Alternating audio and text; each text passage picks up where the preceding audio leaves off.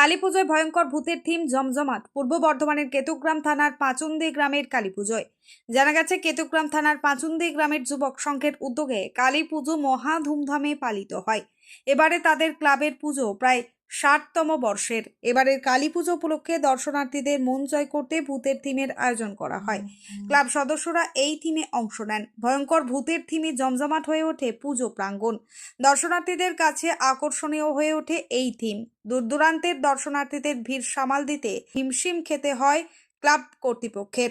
জানা গেছে, কালী পুজোর থেকে 5 দিন ধরে চলবে এই ভূতের নিত্য নতুন থিম। পূর্ব বর্ধমান থেকে শেখ মিলনের রিপোর্ট, 7 দিন টিভি। বাচ্চাদের ভয় লাগবে। আর আগে কখনো এরকম দেখেছেন? ভয়ানক ছিল না, মানে আগের বছর থেকে এবারে খুবই ভালো হয়েছে বা ভয়ানক হয়েছে। হ্যাঁ, খুব ভয় করছিল।